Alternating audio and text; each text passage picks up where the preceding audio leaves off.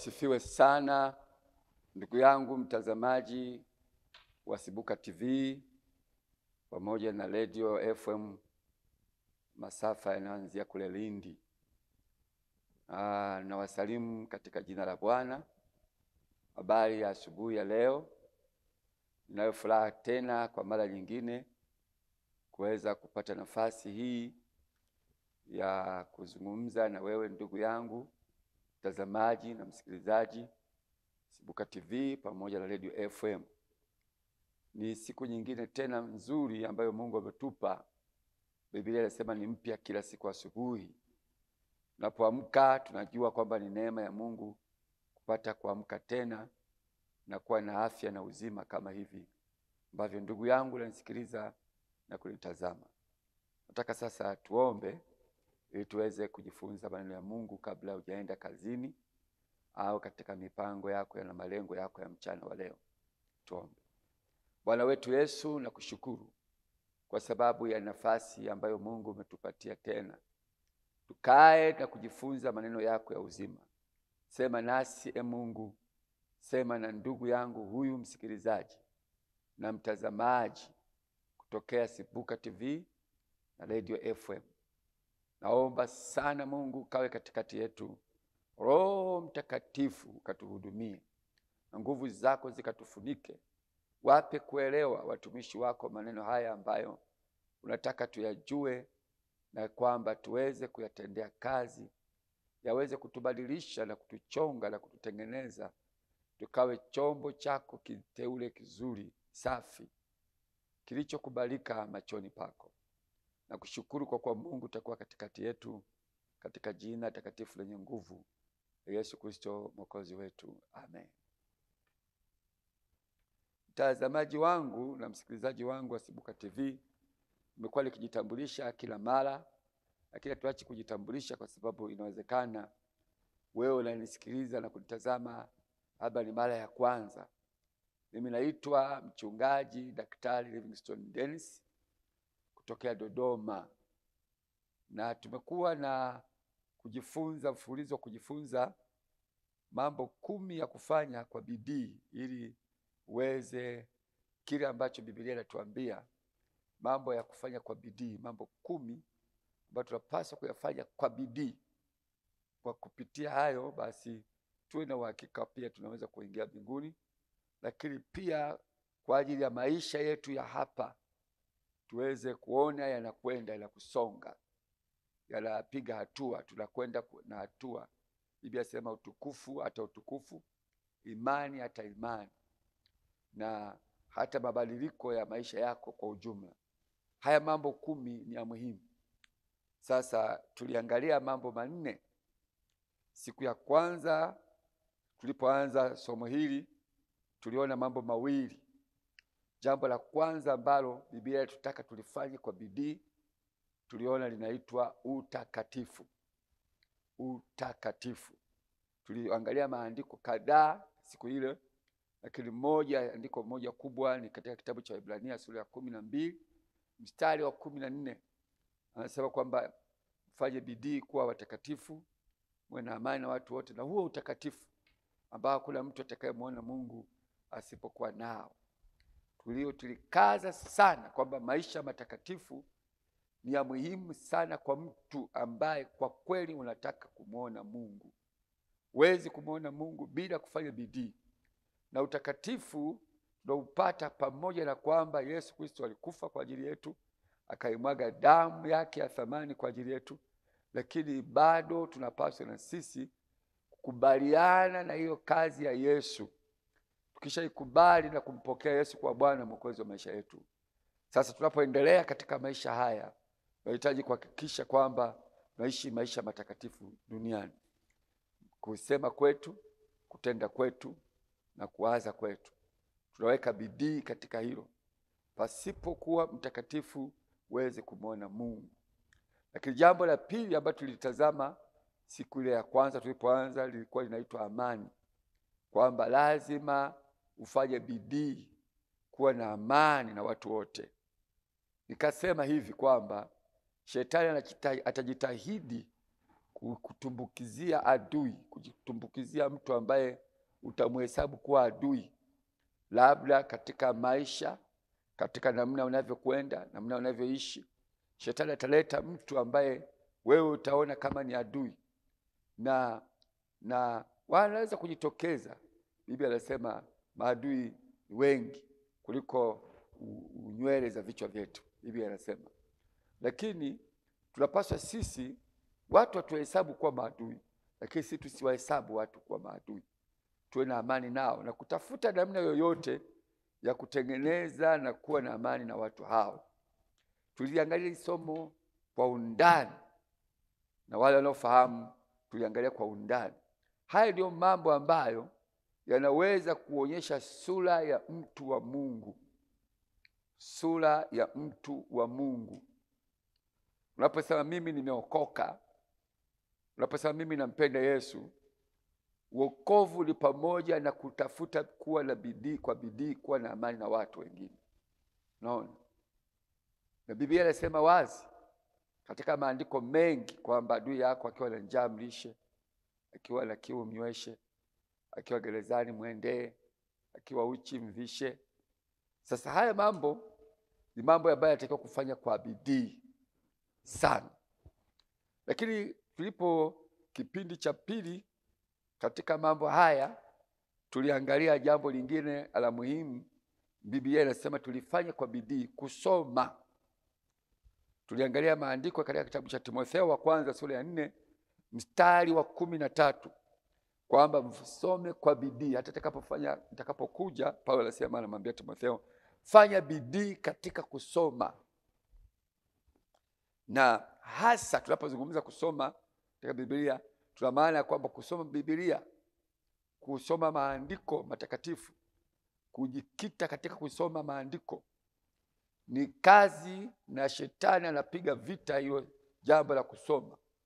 Inawezekana kawa rahisi sana kusoma magazeti, inawezekana kawa rahisi sana kupita kwenye YouTube, kwenye Facebook, na ukaangalia mambo mengi na ukayapitia, na ukawa na siku nzima ya kupitia hivyo vitu la kusoma. Lakini wakati mwingine na wakati mwingi unaweza kuwa na ugumu kabisa wa kusoma maandiko, kusoma Biblia. Kwa hiyo inahitaji bidii ya kusoma, bidii ya kujilazimisha kusoma Biblia. Ni kama vile mtu ambavyo unafahamu kabisa kwamba labda mimi ni mgonjwa, naumwa labda homa au ugonjwa wote, lakini unapewa dawa kwa ajili ya kutibiwa ile ugonjwa. Dawa ni kali, ni chungu, lakini unalazimika kunywa ili kwamba upate kupona. Sasa sawa vile vile na tunaposoma maandiko, wakati mwingine unakuta kuna ugumu wa kusoma, unakuta kuna vita katika kusoma, lakini lazima usome kwa sababu ndiyo afya yako ya kiroho, ndiyo afya yako ya kimwili, ndiyo afya yako ya kimaisha, na ndiyo afya yako ya mafanikio yako. Kwa hiyo unatakiwa kusoma kwa bidii. Tuliona kwamba lazima tuweke bidii katika kusoma. Jambo lingine ambalo tumeambiwa katika maandiko la kwamba tunatakiwa kulifanya kwa bidii, kufundisha. Timotheo hiyo sura ya 4 mstari wa 13 mpaka wa 16 unaeleza juu ya kufundisha. Anasema kusoma na kufundisha na kuonya. Mambo matatu hayo tunayaona yote katika mistari hiyo ya kitabu cha Timotheo, kwamba inapaswa kufanya kwa bidii, kufundisha wengine, kuwaambia wengine maneno ya Mungu.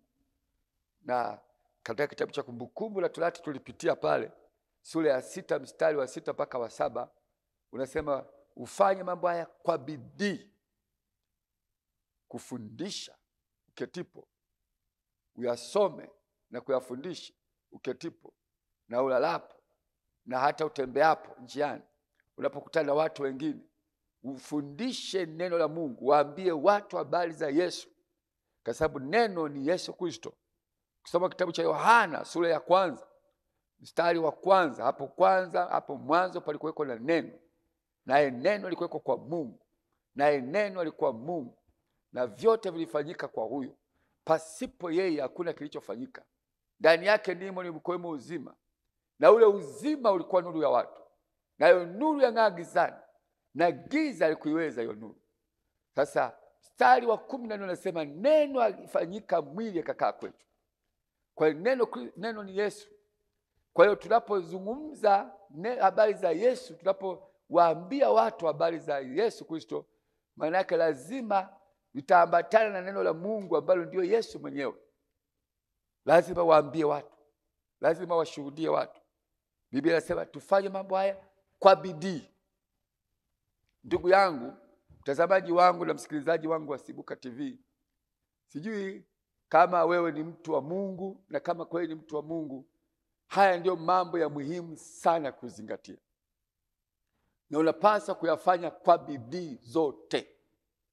Ujitoe, ujilazimishe unamna yoyote ile kwamba ukae kwenye maneno ya Mungu. Ujisoma neno la Mungu, lakini fundisha wengine, waambie watu wengine juu ya Yesu Kristo. Usiwe mtu ambaye hana matunda katika maisha yake. Kwa hiyo hilo ni jambo la muhimu sana. Lakini jambo la 5 leo tunapokwenda tutaangalia mambo mengine tena. Tumebakiza mambo kadhaa. Tumeangalia mambo 4, yamebaki mambo 6. Biblia inatutaka tufanye kwa bidii. Jambo lingine la muhimu sana katika maisha ya mtu ambaye anatakiwa au anapaswa au anataka amuone Mungu, afike mbinguni, lakini atembee katika kile ambacho Mungu anakitaka, ni kusaidia wengine. Kusaidia wengine. Katika kitabu cha Wagalatia sura ile ya 2 mstari wa 10. Galatia sura ya 2 mstari wa 10.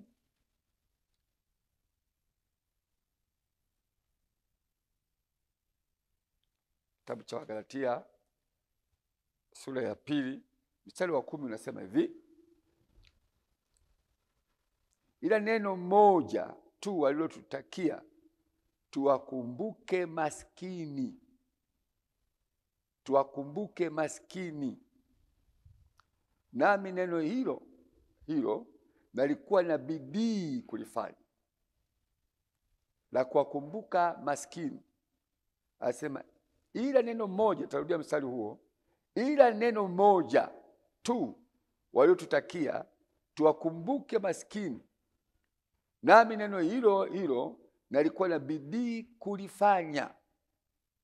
Naona kulifanya kwa bidii, kuwakumbuka na kuwasaidia watu wengine wasio na uwezo.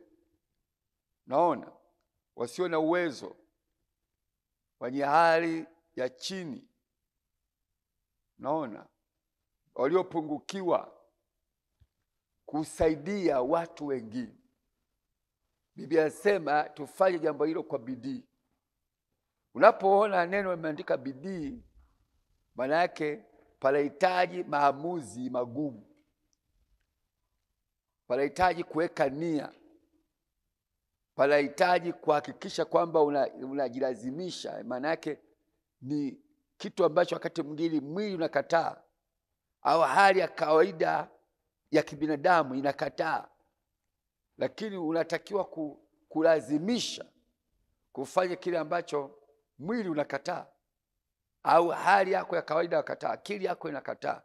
Lakini ukijua ya kwamba Mungu amesema, basi unapaswa kuhakikisha kufanya hivyo, ili ujiweke katika nafasi nzuri ya kumuona Mungu.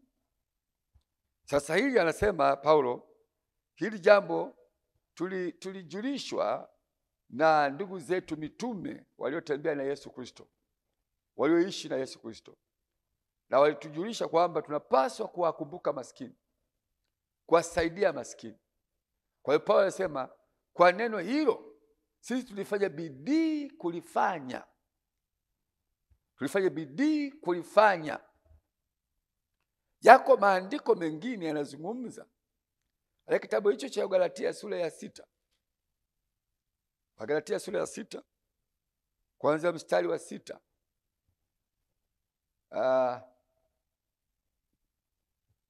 lakini nitasoma mstari wa 9 na wa 10. Wewe unaweza kula kuanzia mstari wa 6. Kama unaandika utaanza kuanzia mstari wa 6. Nitasoma mistari miwili. Anasema tena tusichoke katika kutenda mema. Unaona? Tusichoke. Maana yake tuweke nguvu, tuweke bidii katika kutenda mema, maana tutavuna kwa wakati wake tusipozimia roho. Kwa kadiri tupatavyo nafasi, na tuwatendee watu wote mema. Lakini anasema na hasa jamii ya waaminio. Na hasa jamii ya watu waaminio. Maana yake watu ambao wanaweza kuwa wamemwamini Yesu, wanaweza kuwa wameokoka, wako katika nyumba ya Mungu, lakini wametoka katika mazingira ya hali ngumu, maisha magumu, katika hali ya umaskini, hawana kitu. Unaona?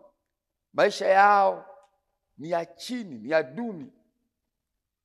Sasa unapaswa kuhakikisha kufanya bidii ya kuona namna gani unaweza kuwasaidia watu hao. Na hili kitu kinaupendeza moyo wa Mungu. Ukiona juu ya Daudi, Biblia inazungumza habari ya Daudi. Daudi ambaye alikuwa mfalme wa Israeli. Hata kabla hajawa mfalme, Mungu alisema, nimejipatia mtu atakayeupendeza moyo wangu, anayeupendeza moyo wangu, atakayefanya mapenzi yangu yote. Maana yake alikuwa anasema habari ya Daudi. Sasa Daudi, moja ya jambo ambalo lilifanya moyo wa Mungu upendezwe ni vile alivyohusika na kushughulika na watu wanyonge, watu wasio na uwezo, watu wenye hali chini ya chini. Ni kile kitabu cha Samueli wa kwanza. Kitabu cha Samueli wa kwanza, sura ile ya 22. Samueli wa kwanza sura ya 22.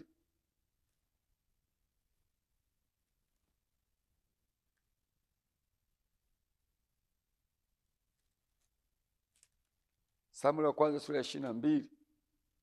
Mstari ule wa kwanza na wa pili asema, basi Daudi akaondoka huko akakimbilia pango la Adulamu, na ndugu zake na watu wote wa mbari ya baba yake waliposikia habari hiyo wakamwendea huko. Na mtu aliyekuwa katika hali ya dhiki, na kila mtu aliyekuwa na deni, na watu wote wenye uchungu mioyoni mwao wakakusanyika kwake, naye akawa jemedari wao.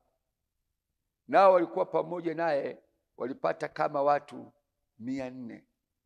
Hebu fikiri kwamba watu hawa ni watu ambao walikuwa na hali ngumu, maisha yao ni maisha magumu. Unaona? Na hasa wakamwendea Daudi. Na walimwendea Daudi kwa sababu waliona ule moyo wake, namna ambavyo alijifungua kwao. Unaona?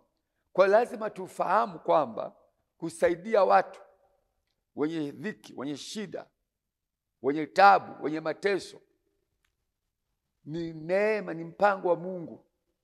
Na huo ndio Ukristo. Na huo ndio tunaita, huo ndio wokovu. Huwezi kusema mimi nimeokoka kwa kusema tu kwa maneno. Haya ndio matendo ambayo yanaonyesha mtu huyu ameokoka au vipi. Unakuaje na uchungu, unakuaje na maumivu unapowaona watu wengine wanyonge, na unawasaidiaje? Unabebaje mzigo wa watu hao? Naona. Kwa hiyo tunaona Daudi, watu hao wenye mateso, wenye uchungu, wenye tabu, wenye madeni, Biblia inasema kwamba Daudi akawapokea, akaamua kuwa mkubwa wao, lakini akawasaidia watu hawa kuwaondoa katika hali hiyo. Na ukisoma kitabu cha Samueli wa pili kule mwisho, unaona kwamba watu hawa ambao walikuwa na hali mbaya walinyanyuliwa na Daudi mpaka baadaye wakawa majemedari, wapiganaji, mashujaa kutoka katika hali ya unyonge. Kwa hiyo ni muhimu sana kufahamu kwamba hilo tunapaswa kufanya kwa bidii. Ufanye kwa bidii sana, kama kanisa, kama mtu binafsi, kama mtu wa Mungu, kama mtu aliyeokoka. ujue kwamba una nafasi na unawajibika kuangalia watu wengine ambao ni wanyonge, ni watu wenye tabu, watu ambao wako chini.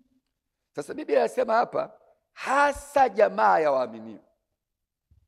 Unapozungumza hasa jamaa ya waaminio, maana yake ni hii, kwamba si kwamba tunapozungumza kwamba wasaidie maskini, basi kule kupita barabarani unakuta kila maskini unampa hela, kila maskini unampa hela, kila maskini unampa hela. Unaweza kuwa unafanya vyema, lakini wakati mwingine inaweza isiwe na matokeo mazuri. Naona, kwa sababu wako watu ambao mimi nimewashuhudia, unaweza kumkuta yuko barabarani anaomba, kumbe ana roho ya shetani ya pepo la umaskini tu analolipepo ndani, linalomfanya aingie katika kuonekana kama maskini. Mtu mmoja alikuwa anaomba, lakini kumbe nyumbani ana ng'ombe, ana kondoo, ana mbuzi, lakini ana roho ya kupenda kuomba. Yuko mitaani anaomba. Naona, na nilishuhudia mtu mwingine mpaka alibandika, aliweka minyaa kwenye macho akayaharibu macho yake baadaye. Lakini ni mtu ambaye alikuwa na uwezo, lakini kuna roho inamsukuma ndani, pepo la kuomba. Hasizungumzi juu ya watu hao, zungumzi kwamba lazima uende mitaani uangalie watu wanaomba kwa mitaani. Lazima upate uhakika ya huyu mtu anayetakiwa kusaidiwa ni mtu wa namna gani. Unaona, ni mtu wa namna gani? Ni kweli mtu huyu anapaswa kusaidiwa, au huyu mtu hali yake imesababishwa na yeye mwenyewe? Unaona, yeye mwenyewe labda hataki kazi, au tu anapenda kuomba. Unaona, kwa hiyo ni muhimu sana kufahamu, lakini bado kuna umuhimu wa kuhakikisha kwamba unapaswa kusaidia wale ambao wana haki ya kusaidiwa, wako katika kiwango au katika level ya kusaidiwa, unapaswa kuwasaidia. Kitabu cha Mithali sura ya 19. Kitabu cha Mithali sura ya 19.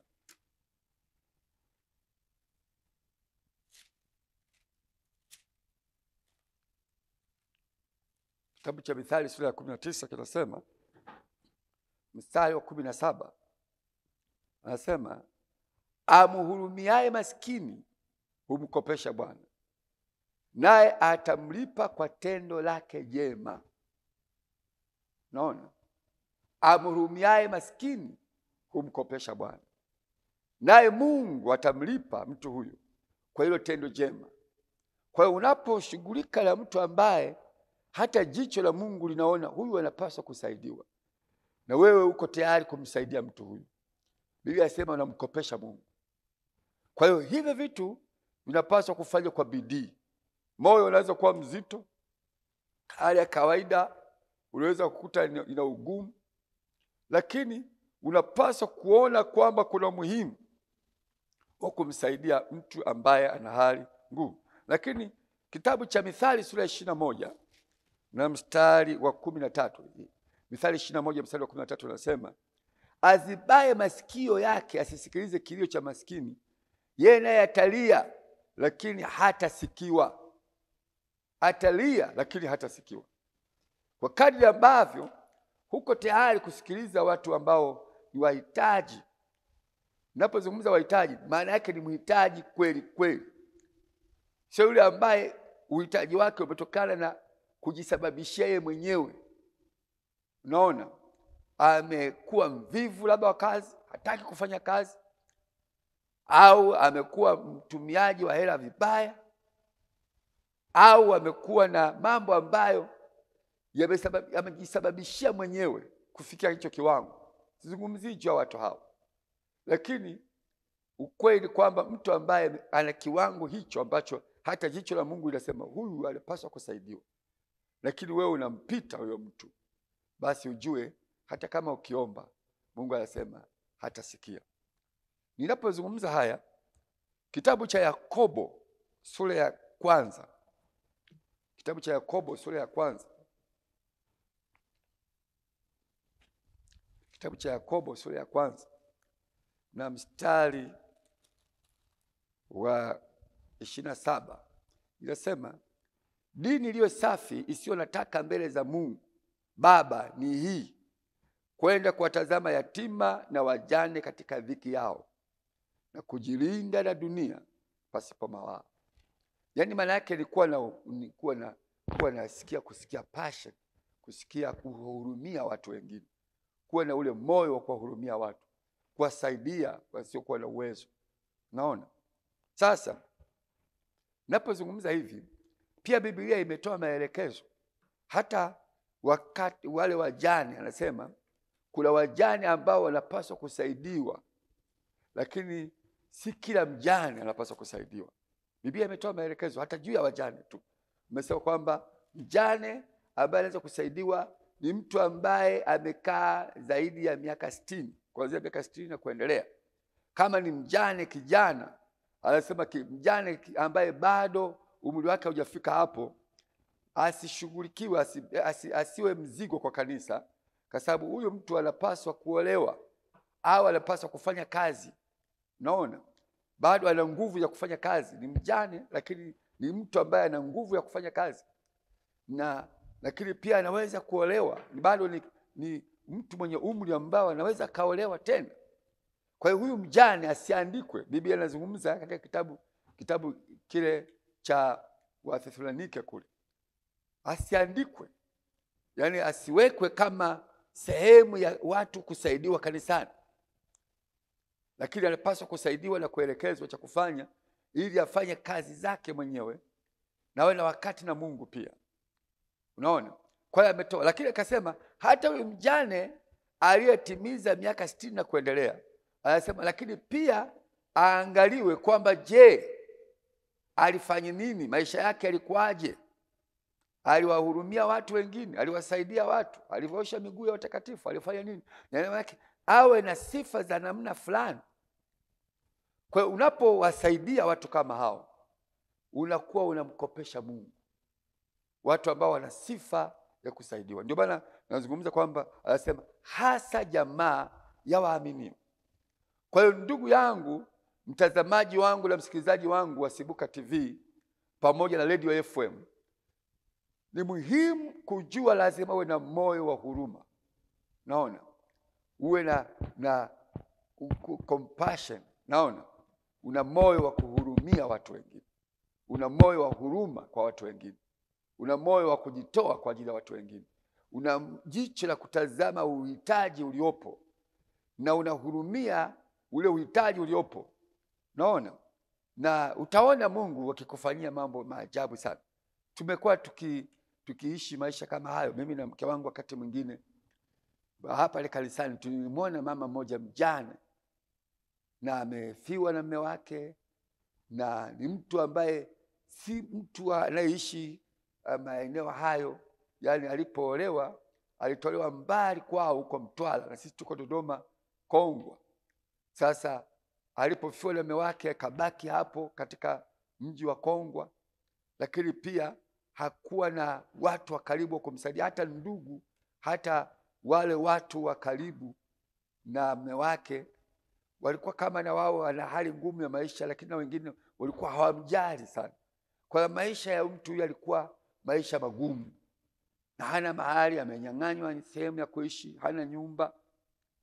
Sisi tuliamua, mimi na mama, kwamba mtu huyu tugharimike kumjengea nyumba. Naona tukaamua kumjengea nyumba, na wakatokea na watu wengine wachache kanisani waliposikia tunafanya zoezi hilo, na wao wakajitoa, tukamjengea mama yule nyumba. Akakaa kwenye nyumba yake, anaishi na anampenda Mungu mpaka leo. Unaweza kuona watu wengine ndani ya nyumba ya Mungu wana maisha magumu sana.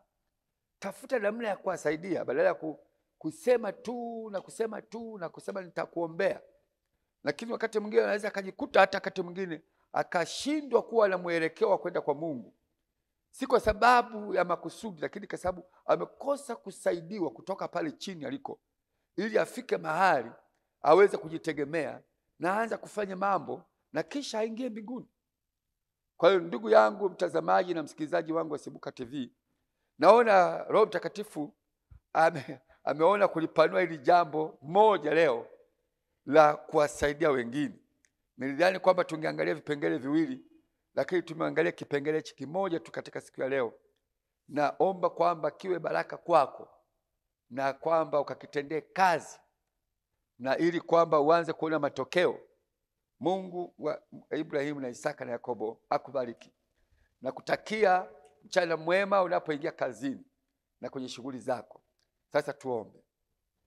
Bwana Mungu wetu na Mwokozi wetu Yesu Kristo, nakushukuru kwa maneno haya ambayo nimeyazungumza na watumishi wako wameyasikia. Naomba wajalie neema ili wakayatendee kazi na wakaone matokeo na wataziona baraka zako, kwa sababu ulisema kila atakayepanda atavuna. Kwa namna ambavyo tunapanda kwa watu wasio na uwezo, watu maskini, watu ambao hawawezi kujisaidia wenyewe, na Mungu umewaleta kwetu ili kwamba sisi uone jinsi gani tunaweza kubeba mzigo wa kuwasaidia watu kama hao. Naomba Mungu ajalie watumishi wako kuwa watendaji, katika jina takatifu la Yesu Kristo aliye Bwana Mwokozi wetu. Amen. Mungu wa mbinguni akubariki, uwe na mchana mwema. Tuonane tena Ijumaa ijayo kuangalia yale mambo mengine matano yaliyobakia. Uwe na siku njema. Amen.